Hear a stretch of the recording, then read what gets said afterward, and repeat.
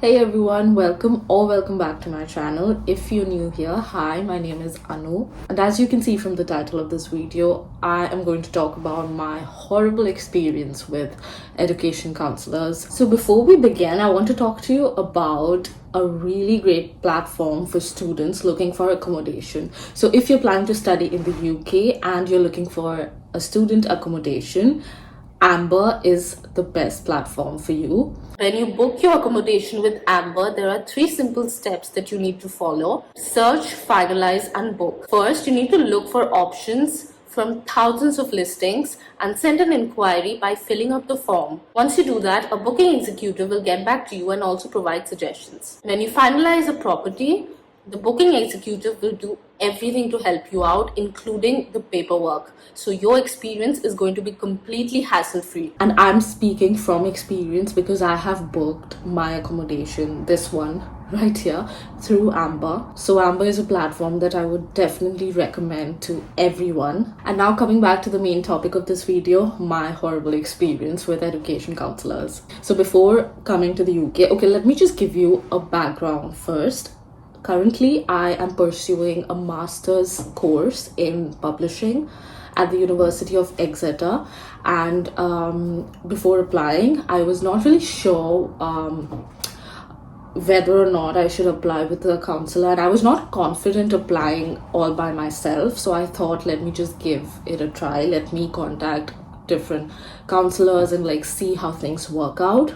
Even my seniors from my undergrad college, they told me about how they seeked help from education counselors and it worked really well for them. So I was kind of encouraged to talk to a couple of education counselors. Now, before applying, I was sure that I wanted to do the publishing course, and I was also sure that I wanted to study in the UK. This is based on the background research that I had personally done, but a lot of people are not sure about it, and education counselors try to help you with that as well. So you might think, what is even the point of this video? Well, I'll tell you about my experience, and if you face something similar, you would know when to back out.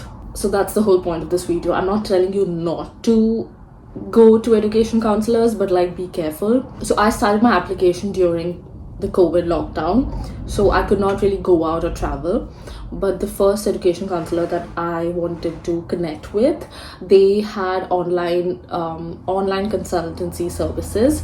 So I filled a form multiple times. The first time I filled a form, I sent them, there was no response. I think I filled their form 4 to 5 times, but there was no reply from their end. I provided all of my contact details. I did everything I could from my end, but there was literally no reply from their side. It was disappointing considering how big and famous they are. Let me just tell you the name, really. I don't care. It was IDP. IDP never replied to me. And the second one I tried to get in touch with was UK, which is very famous. You must have already heard about them. And I got in touch with somebody from UK, and I told them everything that I had already researched. Like I mentioned, I already knew that I wanted to study in the UK. I already knew that I wanted to study publishing. I also did a bit of research and shortlisted a couple of universities that offer publishing, and that's where I wanted to apply. So I had already done all of my background research. I was just telling my counselor that, okay, these are the universities I want to apply to for my course, publishing.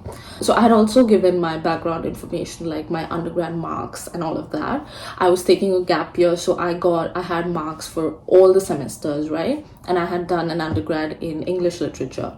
Irrelevant information, but just telling you. So this lady, this counselor who was in charge for my application, she tells me that based on my undergrad marks, there is no chance that I would get into the universities that I have shortlisted. To be honest, Exeter was in the list, and she told me there was no way I would get into Exeter, and I am studying in Exeter right now. So guys, if there is an education counselor who's telling you that don't go for these universities, go for something else, because there's no chance you would get into these, do not listen to them. Apply. Most of the UK university applications do not require any fee. So what's the harm in applying? Apply. if you're rejected, it's fine, but like apply. And because she was so demotivating and just not polite in general, I decided to not continue with her. After SIUK, I moved to a much smaller local consultancy because I thought, okay, IDP and SIUK are super famous and this is what they do, so let me just move to a bit more localized one and let's see how that works. So this was I'm from Kolkata in India, so this was like a local one over there, I'm assuming. I'm not really sure, and honestly I don't even remember its name, so I'm sorry, I can't help you with the name. So I got in touch with this lady, the counselor, and she was super sweet. She was very polite, just very nice in general.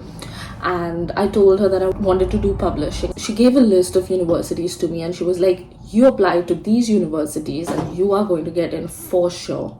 There's no chance that you will not get in. Her list of universities for publishing, they did not coincide with my list of universities for publishing because they had January intake. If I did not do the January intake, I would have to go for the next September intake after a long gap year, which I did not want. So I was like, okay, if I can go to UK this January, I would not have to take a gap year. It makes sense. So she somehow convinced me that she wanted me to go to this particular university, which I'm not going to name because like I don't want to like rank universities and say like, oh, Exeter is better than this one, or I don't want to be that person. But like today, if you ask me like, would you prefer to go there in comparison to Exeter, I would say no, because Exeter has a reputation as a Russell Group university, which this university does not have. You might again question, does that matter? It's up to you. For me it matters. It may not matter for you, but that's completely fine. But this lady completely like convinced me that this university is perfect for me, more like manipulated me. And I was like almost ready to go there until I noticed a few like proper red flags. The biggest red flag honestly was the fact that she asked me to forge a letter from my professors and principal, I think, if I'm not wrong. So when you're applying to UK universities, you would require a reference. Now how this reference thing works is that you have to provide the email address of your referee, and the university will directly send an email to them asking them to fill the reference form online. That's how it works. But this lady constantly urged that I provide like a written reference letter from my university with the university seal, stamp and everything. Till this date, I don't know why. What was the point of that? College was not ready to provide it. I asked my professors as well as principal, and they said like they won't do that. They would not provide anything with the university letterhead to students, because that's not how the reference thing works apparently, which they were right. When I conveyed this to my counselor, she said, oh, there are a couple of extra things that you need to do if you really want to get into the university. She was basically asking me to like go the wrong path and like cheat and like forge letter to be able to get into the university. And that's when I knew like this is not how things should be and this is not what I'm going to do. So I ended things with them as well. I was done. I had given up. Not really given up. I was given up working with counselors. So I thought like, bad experience, I'm just going to work things out on my own. And honestly, the university application process is not complicated at all. Like, they take time. You save a lot of time when you're working with counselors, but when you are doing it all by yourself, it takes time and patience.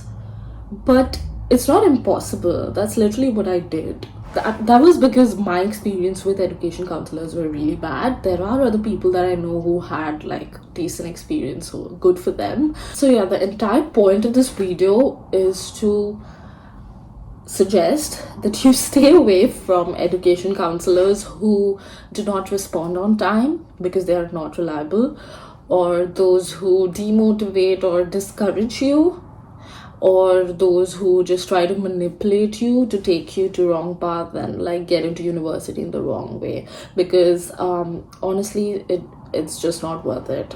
So thank you so much for watching. Hope you found this video helpful. Maybe if you're still applying to universities, I hope this video helps you.